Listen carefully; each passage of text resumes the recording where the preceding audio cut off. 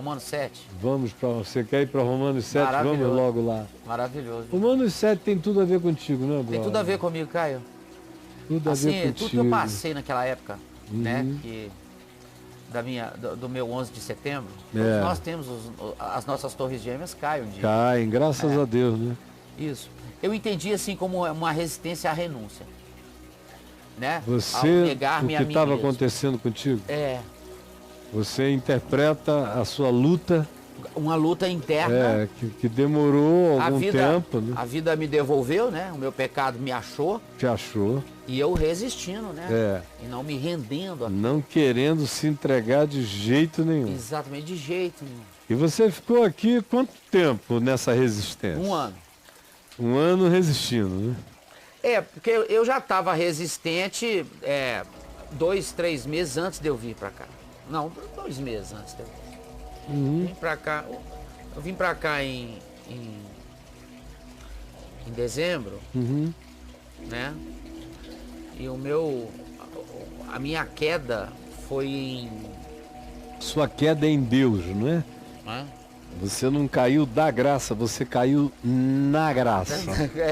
A sua queda para cima aconteceu quando? A minha queda para cima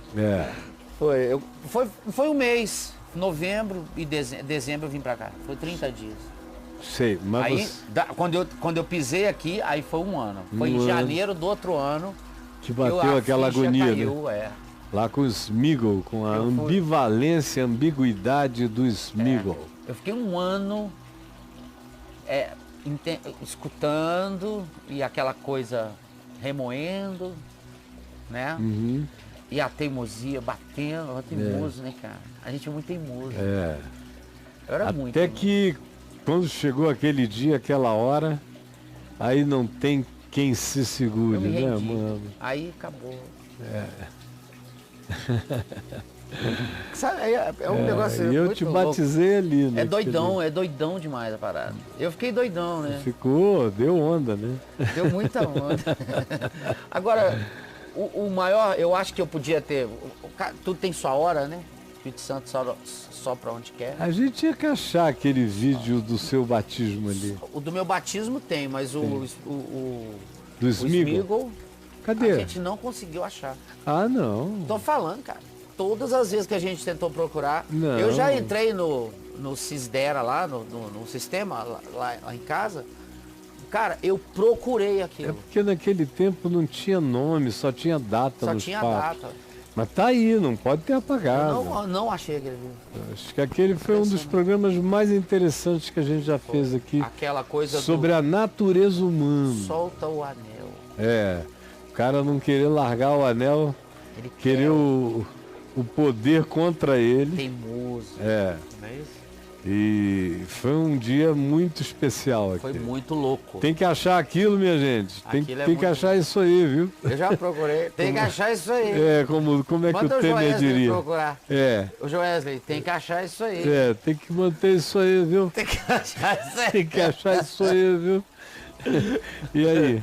Cara, agora vem cá. Eu acho que o grande lance aqui dessa história toda foi esse 1 ano, né, e tal. De muita teimosia, de não se render, de não renunciar, de não negar-se a si mesmo. Essa teimosia que a gente carrega dentro da gente, Caio, ela é cultural ou ela é uma coisa que já está na gente, ou é tudo misturado? Ela é instintual, meu irmão, como eu falei hoje. É o pecado que habita em mim. É o pecado que habita em mim. Fica isso cimentado. Está lá dentro da tua natureza, como Paulo diz, nós pecamos à semelhança do pecado de Adão, e não somente a semelhança do pecado de Adão, mas a semelhança de nós mesmos. Então não dá para dizer, não, foi só uma herança. Não é só uma herança, é uma natureza que está presente em mim. Não é só uma herança. Então, claro que existem os aspectos culturais, mas eles são muito superficiais. Quando você é educado numa cultura ruim, a tendência é que você piore. Quando você é educado numa cultura boa, a tendência é que você melhore. Mas nenhuma das duas coisas fazem você se tornar a pessoa que você tem que ser em Deus e em Cristo. Nenhuma. São vernizes, mas não são muito mais do que isso. Então, se você ensina boas coisas a alguém, e se você ensina desde criança, se é um valor da sua família. Ok. Tipo, perdoar é um valor familiar. Ok. Como eu tentei fazer na minha família. Eu não queria um filho formado em nada, mestre em nada, doutor em nada, que não aprendesse a perdoar. Porque essas outras coisas todas passam. Sim. Mas perdão dura para sempre. É um espírito eterno. É uma cultura do céu no indivíduo. A cultura do céu. É uma cultura do céu contra o instinto animal. Lá, massa. Do predador. Massa. Aí você ensina a generosidade, você ensina a solidariedade, você ensina a fidelidade na amizade, você ensina a discrição. Você ensina essas coisas boas para eu não multiplicar para sempre. A tendência, não é nenhuma garantia de 100%, mas a tendência, a propensão é que você esteja criando alguém na direção de um bom pendor. Por outro lado, se a criança cresce no meio de ódios, de raivas, de amarguras, de vingança, de orgulhos, de complexidade, de complexo de inferioridade ou coisa assim, ela tende a botar o pior daquilo para fora, que é orgulho, raiva, amargura, insegurança, conflito. E, enfim, é a tendência. Mas não é só isso. Isso é o verniz periférico da educação. Existe algo dentro de nós muito mais profundo do que o condicionamento exterior pode explicar. Porque você vê o oposto também. Você vê aquele cara criado no pior dos mundos e que vira um ser humano divino. Sai um diamante. E você vê outros criados no melhor dos lares que se torna um diabo. Sim, cara. Na Terra. É um negócio muito louco. Mas existe uma estatística de propensão na direção do bem ou do mal, de acordo com a cultura e com a educação. Sim. E aí? Falar do comportamento a revelias, assim, a revelia é o que a gente faz sem querer. Mas antes... porque é o que o Paulo falou, não é? Já não sou eu quem quero. Mas o pecado que habita em mim, ele introduziu o tema da revelia. Isso. Mas assim, antes disso, tem essa questão do pecado que habita em mim, que você, na hora do Romanos 7, você associou ao inconsciente, que tem aquela teoria estrutural do Freud lá, e de ego, superego, né? Que é o que ele criou lá, né? De acordo com o pensamento dele. Você acha que existe uma relação, Caio, entre essa teoria estrutural ou a teoria topográfica, né? Que é do inconsciente, pré-consciente, consciente do Freud, com Romanos 7, você acha que Paulo, inconscientemente, ele sacou o inconsciente de Freud 2000 anos antes? Não, eu acho que Paulo conscientemente sacou a natureza humana a partir dele mesmo. E acho que Freud já é, 2000 anos depois, um aprendiz. Você acha que Paulo não leu Romanos 7? Desculpa, sim. Freud não leu Romanos 7? Mesmo ele sendo judeu, deve ter lido. Não, é uma questão de obrigação cultural. Sim. Ler a Bíblia, ler o Novo Testamento, ler Paulo. Ninguém que queira ser um bom psicólogo pode ser sem ler Romanos e sem ler os Evangelhos. Não dá. Eu já passo a considerar um ignorante de saída. Eu sei. Se o cara disser que é um psicanalista ou um psicólogo e não souber nada disso. Eu conheço que não leu. Olha pra você ver. Então, é um tolo. Não. É como, por exemplo, um cara que estuda psicanálise psicologia, nunca leu os livros de Kierkegaard, que trata da filosofia que ele trata, chamando-a de psicologia. Muito antes de Freud. Então, o mundo está cheio de sacações. Agora, nesse nível. Agora, o que Paulo teve foi uma profunda revelação como poucos, porque pouca gente foi tão culpada quanto Paulo. Carregou uma angústia neurótica de culpa quanto ele.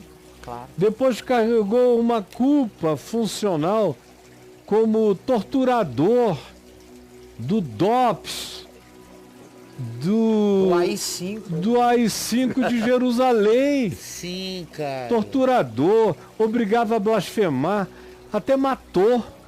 Cara, quantas Imagina mortes nas costas ele não tem? O que esse cara não carregava dentro dele. É. E por outro lado, ele tinha bons amigos. A história diz que Barnabé era primo dele, João Marcos era primo de Barnabé. Ele tinha relações com gente que se converteu, que ele diz, pessoas que estavam em Cristo antes de mim. Enquanto ele tentava oprimir, matar, torturar cristãos, ele tinha parentes e amigos que estavam entre esses que ele queria destruir. Tinham conhecido Jesus antes dele, enquanto ele resfolegava a morte, como ele diz. Ele tinha parente na lista dele. Ele tinha gente na lista negra. E ele carregava uma angústia culposa extraordinária. Então ele teve um laboratório existencial e psicológico dentro dele mesmo incomparável. Romanos 7 diz muito de Paulo. De Paulo, desse ele fala, tempo. Né? Como vou me livrar deste tipo e dessa angústia que ele viveu durante muitos anos antes de conhecer a pacificação no Evangelho. Então, a sua pergunta era mesmo?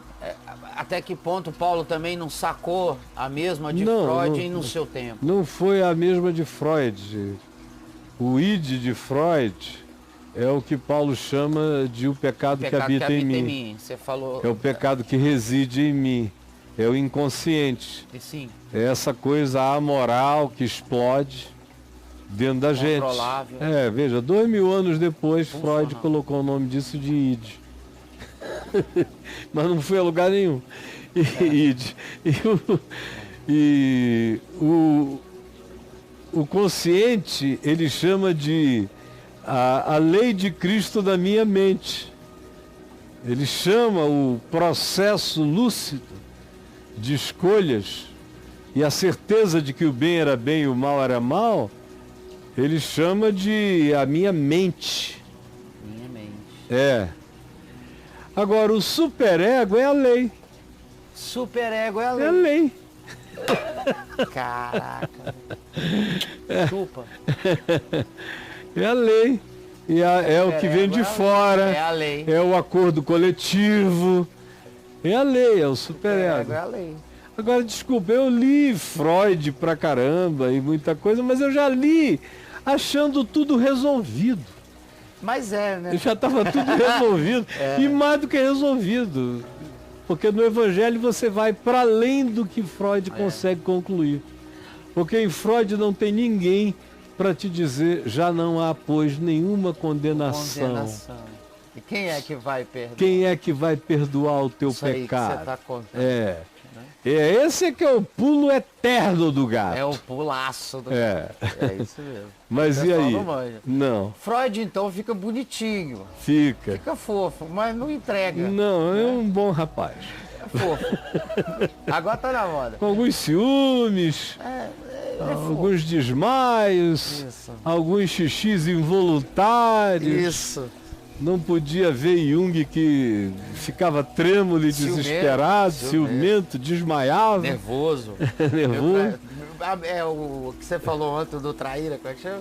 Querido traíra. Meu querido traíra. Era o traíra dele. Vamos lá, comportamentos à revelia. Que fazer, que a gente faz sem querer. Fiz uma listinha aqui. Você fez? De coisas de psíquicas, né? Depois tem Diagnósticos clínicos. Vamos ver, né? Enquanto eu estava pregando, ele estava aqui escrevendo tratado. Pesada a parada. Mas e aí? Por exemplo, a incontrolabilidade, eu tenho dificuldade de falar essa palavra, a incontrolabilidade do assédio sexual, né? Essa pulsão de ficar pegando as pessoas. Não, tem o assédio que é totalmente deliberado e controlado. Paradão, assim. E tem aqueles casos de assédio incontrolável. Sim. A maioria esmagadora é controlável e a prática dele é sacanagem. Safadeza mesmo. total. Safadeza, canalice, é chauvinismo, É ridiculismo. é poder, é opressão, é objetização, é perversidade praticada sobre, no caso, a mulher, quando você acha que tem ascendência de alguma forma de poder sobre ela. Existem alguns casos também de mulheres que assediam homens. Sim. E não é tão frequente assim, mas está aumentando. As mulheres, algumas estão ficando poderosas e às vezes eu já tenho ouvido histórias de mulheres que dizem, ó, ou dá pra mim ou eu te mando embora. Teve um amigo meu que foi assaltado, foi estuprado por 2 mulheres, chegou em casa desesperado. Né? Já marcou mais 4 assaltos pro mês que vem, pegou contato das meninas. Baixou. Lá no Carrefour, deu contato pra gente. Eu não vou não, porque a Adriana... Ai. Esse teu amigo anda com 4 caixas de quê no bolso? O quê? Como é o nome da azulzinha lá do... Viagras. Viagras, é. Viagras. Ele anda com 4 caixas. Por Viagras das dúvidas... Das dúvidas, ele anda. E se porventura ele foi estuprado, ele não nega fogo. Não, tranquilo. Isso. Já marcou com o pessoal, pegou contato. Mas então, voltando aqui, a maioria dos assédios são deliberados. Sim. Mas eu conheço situações de assédios involuntários, de promptings. Isso acontece, na maioria das vezes, com pessoas de mais idade. Vem junto com a senilidade não manifesta plenamente. Na maioria das vezes. Senilidade. Não manifesta plenamente. Ou seja, você conversa com a pessoa, ela está toda funcional. Entendi. Mas algum elemento da censura diminuiu. Entendi. E eu já vi isso acontecer algumas vezes. E como é comum, por exemplo, entre pessoas com Alzheimer. E que às vezes é um caso extremo já o Alzheimer. Aí confunde uma pessoa da família com uma mulher gostosa que ele queria pegar, aí fica querendo pegar toda a família, ou qualquer coisa do gênero. Desejo antigo? Um desejo antigo? Ou recente, acompanhou. Só que o indivíduo perdeu a lucidez e ficou com aquela pulsão feminina. Sei. E chega alguém, ele já sem capacidade de discernimento, confunde e quer. Sim. Mas são casos extremos. Tá. Eu estou falando daqueles que não são tão extremos, por exemplo. Mais de uma vez eu fui chamado para ajudar pessoas nessa situação, pessoas dignas, que viveram vidas digníssimas e que agora, depois de 60, 65, quando eu digo agora é há muitos anos atrás, porque hoje em dia um cara com 65 anos ainda está meio inteiro. Tem muito mais, os processos anti-aging facilitam muito mais a manutenção da lucidez, da saúde mental e tudo mais. Demorando. Mas há 40 anos atrás, um cara de 60 anos estava velho. Estava com 90, né? É. Tipo. E se alimentavam enquanto então eu encontrei alguns casos assim. E eu era pastor jovem e fui chamado para ajudar. E em alguns desses casos eu entrei como Sem e Jafé, aqueles 2 filhos de Noé, que viram o pai com a bunda para fora e empinada para cima. Sei, cara. E o outro irmão cão, agindo igual um cão, gargalhando da nudez do pai. E eu entrei de costas para cobrir. algumas vezes, e pela misericórdia de Deus, conseguimos cobrir.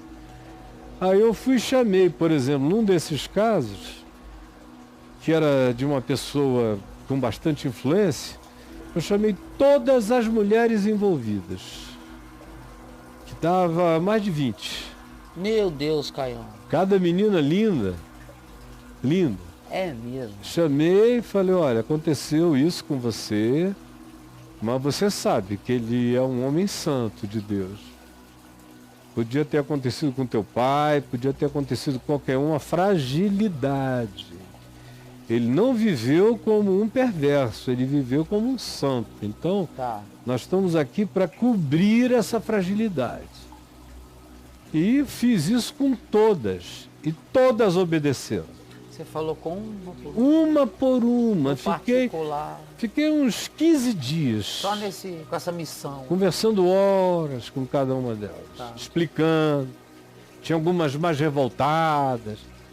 Houve umas 2 ou 3 que procuraram alguns líderes da igreja para falar. Aí eu chamei logo os caras e falei, ó, não é nada disso. Ele só está com uma deficiência, tal. Sei. E chamei a ele com toda a reverência de filho. Com o meu coração assim, ajoelhado. Eu falei, ó, está acontecendo isso, e eu não vou deixar você se prejudicar de jeito nenhum. Eu estou aqui para impedir. Tinha uma que não se segurava, que toda vez que o via, ficava rodando em volta, ela queria. Casada, eu peguei ela feio. Teve uma que gostou, né? Ela me aborrece até o dia de hoje. Que isso, cara? Eu encontrei com ela uma vez na rua, depois que eu já estava divorciado, e que ela achou que eu já não era mais um homem ilibado, de autoridade, como antes, e ela me fez ofensas no meio da rua. Olha isso, cara. Eu não falei nada, falei, Deus te abençoe e vai em paz, minha filha. Eu sei por que você tem toda essa raiva de mim. Então que venha sobre mim o Espírito da glória de Deus. Vá. E ela foi e eu fui. Então, essas coisas acontecem, mas a maioria dos assédios são lúcidos. Acontece o assédio também involuntário, especialmente já nesse período mais avançado da idade. Normalmente. Você tem algumas pessoas mais jovens, mas essa precisa de medicação imediatamente. Mas só, desculpa, ele parou? Parou. Depois que você... Viveu a vidinha dele até o final, sem nada. Encerrou o caso? Tranquilo. Ok. E em paz. Mas e aí? Aí tem outros comportamentos, né? A ira, por exemplo. A agressividade, ela entra no pacote da ira. Em certas pessoas... existe essa ira involuntária. Isso. Mas em certas, tem outras pessoas que praticamente decidem a sua ira. Que tem essa vontade de se irar. Que carregam dentro de si a ira como direito. Isso é outra história. E tem a ideologia da ira. Da ira, cara? da perversidade, da raiva. E você sabe que se você começa a praticar uma coisa, você se condiciona e ela se instala. Sim, se instala. Você é o famoso iracundo. Quem é o iracundo do livro de Provérbios, da Bíblia? É esse cara que existe em estado irado. E existem as iras à revelia. Que é aquele cara que não gosta da ira, que abomina a ira, mas que tem alguns pontos de sensibilidade que às vezes nem ele detecta. Quando são tocados, ele explode. Gatilhos. E aí isso ele só vê depois, e já foi. Quando foi, já. E o estrago está feito. E aí? A agressividade também entra nessa. Vícios, Caio. Agressividade também você treina, né?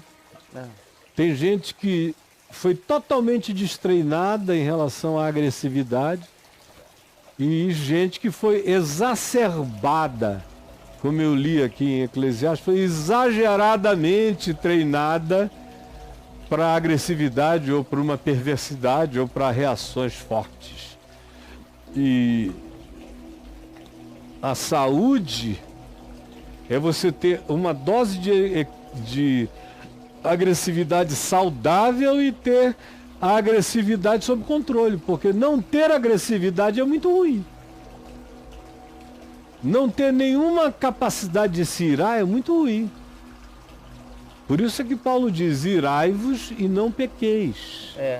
Ele não desconsidera isso. Não se põe o sol sobre a vossa ira. A ira ruim é que você deita em cima dela, se amargura nela, vai passando dia, semana, fazendo aquilo crescer, aquela ira, e toda vez que pensa, já pensa com aquele direito de se zangar, porque aquela pessoa só merece aquilo. E se você cresce num lar assim, num ambiente familiar assim, e é estimulado nisso, você se torna um indivíduo com um potencial de violência homicida enorme. Se mistura com bebida alcoólica, com outro tipo de drogas e alteradores de consciência, ou se é um idiota que aprende luta marcial e fica se sentindo o rei da cocada preta, aí ele junta a capacidade que ele tem de praticar aquilo com a ira que ele chocou dentro dele durante tanto tempo. Por outro lado, ira nenhuma é um horror. É um horror, é um sujeito sem anticorpos, sem capacidade reativa.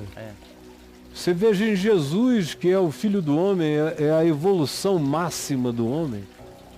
É o Homo Ômega, é Jesus. Tá. Sim. A ira está presente.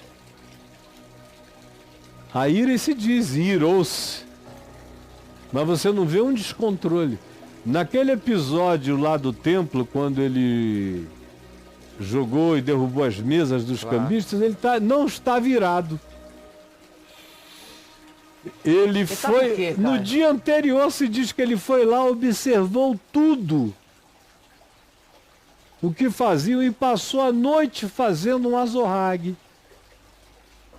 Então ele foi lá de caso pensado e não foi para espancar pessoas, porque não tem uma única acusação de que alguém saiu machucado. Ele só virou mesas, soltou passarinhos e libertou animais.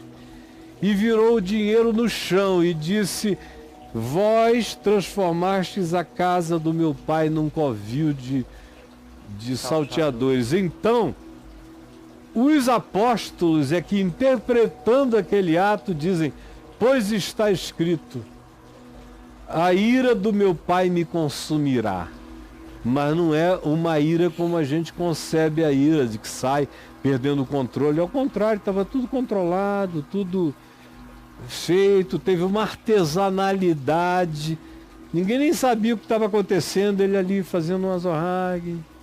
No dia seguinte fez a cena e pronto.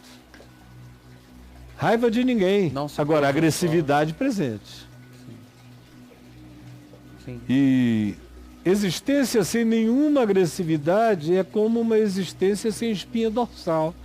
Ela não te segura em pé na existência. Mas e aí? Aí tem mais dois aqui. Depois tem um por final, nós vamos fechar com o outro. Vícios, que eu coloquei drogas, alcoolismo e tecnologia, né? Isso aqui é um vício. Que é um comportamento à revelia também. E tem a gula, que também é um vício. A pessoa come demais, vamos botar lá dentro. Isso é uma coisa que parte A gula só é a revelia quando ela é uma doença de natureza hormonal. Aí tem gente que nasce sem conseguir parar de comer. Então você acha que a gula é uma safadeza também? Não necessariamente todas elas são. Tem, algumas gulas são fruto da luxúria. Opa! Daquela avidez incontrolável que hoje em dia já não está nem na moda. Mas no passado dava status ser gordo, você sabia? Ser gordo? Gordo. Homens ricos, poderosos, que eram vistos acima da média social eram praticamente todos gordos. Os barões, né? Todos. Esses caras, durante milênios. Eu, por exemplo, ainda nasci numa época em que se elogiavam os gordinhos. E se falava mal dos magros. Coitado desse menino, tá tão magro, era só costela. Tá doente. Eu era magro pra caramba. Então eu ouvi muito isso. E elogio aos gordinhos e não sei o quê. Hoje em dia é o oposto, mas durante muito tempo foi o contrário. Como você tá lindo, gordo. A bisavó. Benza a Deus. Benza a Deus. Então, mas não dá para classificar assim a gula. Ela tem elementos de distúrbio e ela tem elementos de luxúria ávida, mas ela, com o tempo, na nossa geração, a gula foi se transformando em insaciabilidade de desejos. Ela foi virando cada vez mais luxúria e excesso.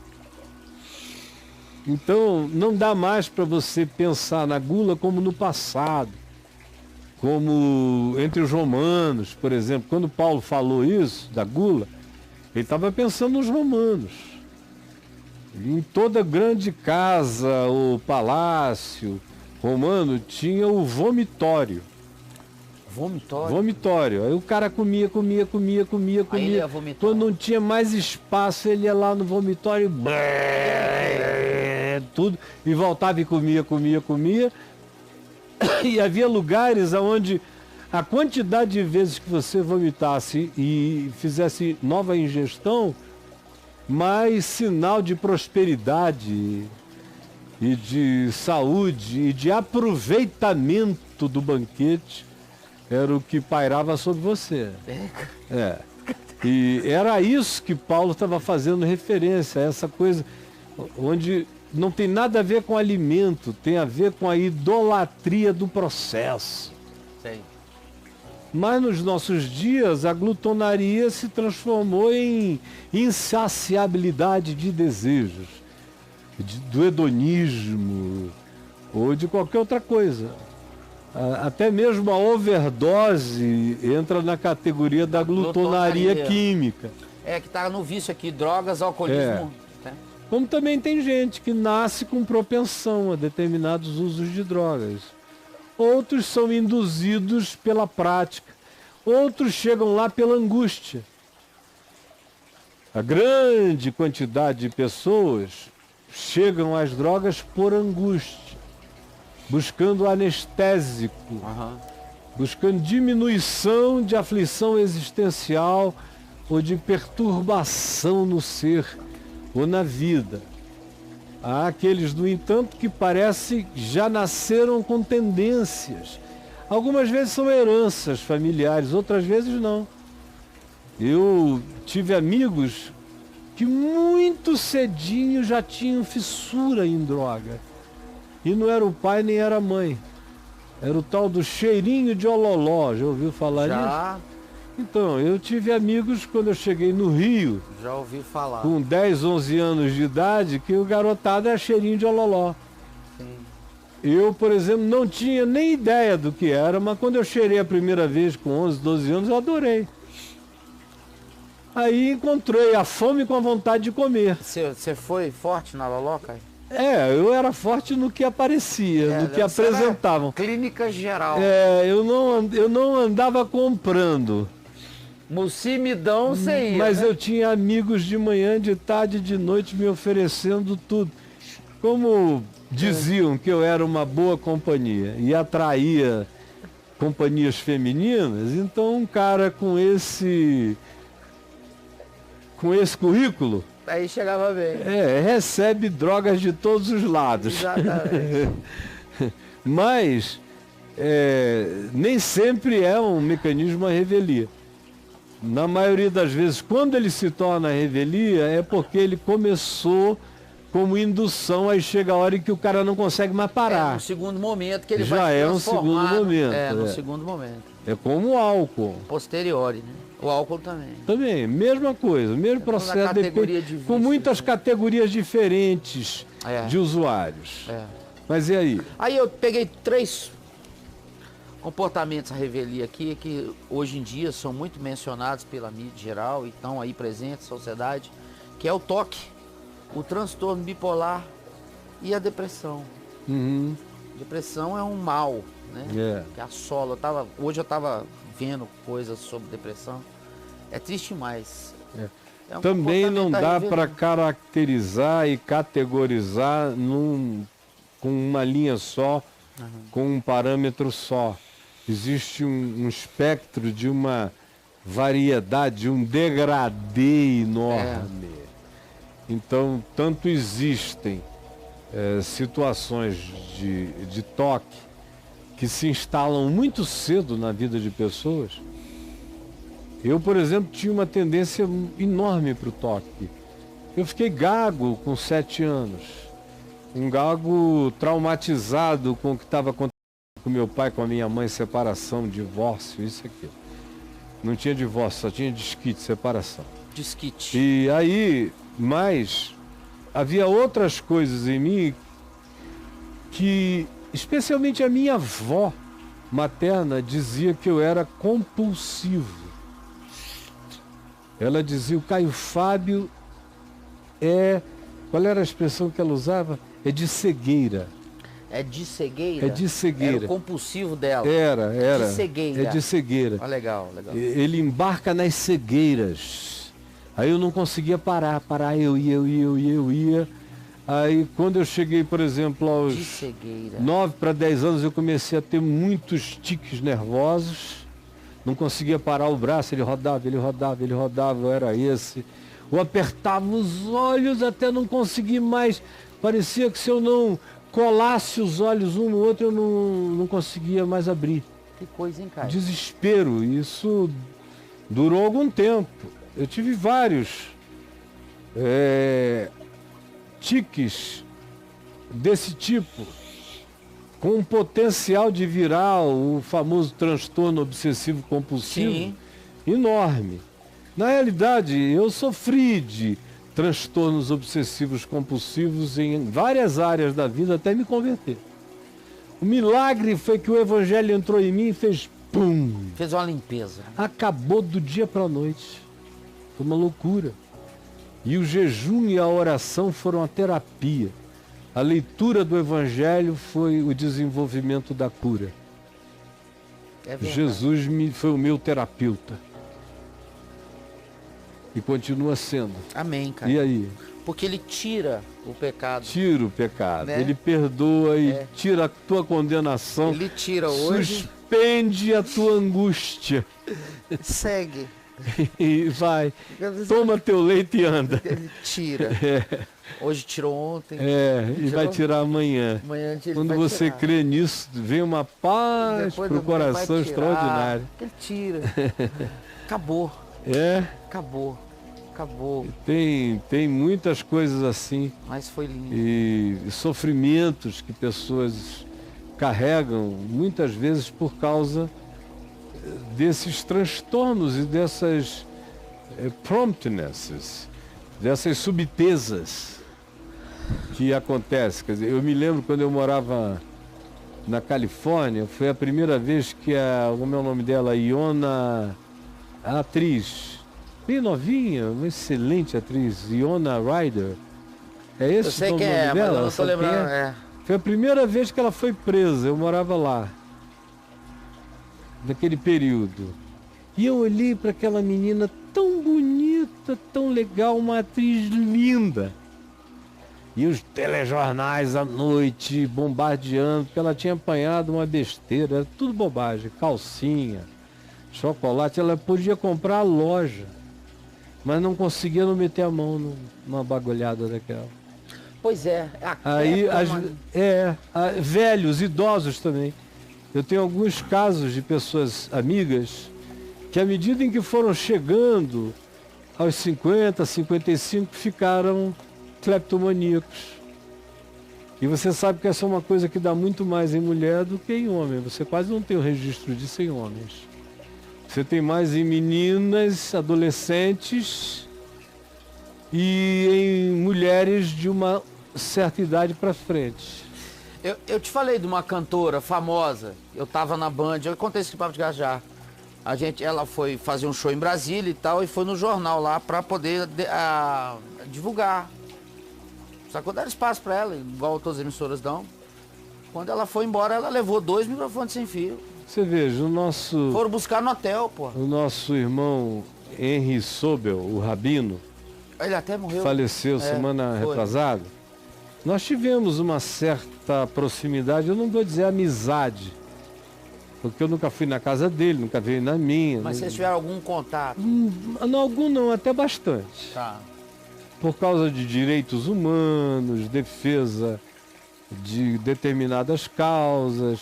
Fizemos alguns casamentos juntos, de judeus amigos meus, que diziam a ele: o senhor se importa se eu convidar o reverendo Caio para também vir fazer a solenidade? A gente fez umas 3, eu acho, em São Paulo, com toda a liturgia judaica, debaixo da tenda, e ele muito afável comigo. Toda vez que me encontrava, ele pedia para me dar uma bênção e depois pedia para eu abençoá-lo. Ganhamos um prêmio de direitos humanos juntos, aí por 93, mais ou menos. Pois bem, a vida dele foi destruída por aquela história de não aguentar ver uma gravata numa loja e pegar. Não é uma loucura? Muito doido, cara. Um cara com aquela lucidez, com aquela sobriedade, mas você veja como até hoje... Não precisa. Esse é um fenômeno que não está definido em nenhuma psicologia ou psicanálise. Não está. E já houve estudos de todos os tipos, mas até hoje não se chegou a uma conclusão. Não tem nada... Eu tenho algumas suspeições. Sim. Algumas suspeições a respeito. E por ser muito em mulher, mais do que em homem, a minha suspeição é de que isso tem a ver com algum tipo de repressão não identificada na personalidade da pessoa, nem por ela própria. E que se manifesta simbolicamente. É aquela necessidade de uma transgressão simbólica. Simbólica? Porque não é importante, não é caro, não é nada. Ela não necessariamente precisa. Não, você não vê, não existe isso com nada grandioso. São bobagens. E que tem a ver com gente que não tem coragem de fazer grandes bobagens, que tem provavelmente uma condição ética bem estabelecida, mas que sofreu algum tipo de repressão ou escondeu algum tipo de situação que não era horrível, mas para ela era. E ficou introjetado ali dentro. E aquilo a pessoa nunca praticaria. Então, para de vez em quando ter a sensação da transgressão que ela não praticaria, a pessoa vai lá e se aposta de algo assim, e no imediato dá uma sensação de satisfação. Logo depois vem carregado de profundo arrependimento e agonia. Tem gente que até devolve. Não se importa em devolver. Tem gente que até devolve, tem outros que têm vergonha de devolver, mas escondem, não querem nem ver. Escondem para sempre. Não usam aquilo. Não usam, não é necessário. É aquele, o ato, aquele ato a viagem está aqui, ó. Que só pode corresponder a algo anterior. E já tentaram tratar isso com remédio, com isso, com aquilo, mas não funciona. Com música do Eric Clapton, já tentaram de tudo. Você trata isso como o Evangelho trata isso, com confrontação na verdade e com perdão. Porque enquanto o cara não se sabe perdoado, ele fica reincorrendo na prática. Tem que haver essa intervenção do já agora não há nenhuma condenação. Vamos falar disso? Sem condenação, sem culpa. Romanos 8. Vamos chegar à origem disso, é daqui que isso nasceu, então é aqui que isso morre. Maravilhoso, maravilhoso. Sem culpa nenhuma adiante.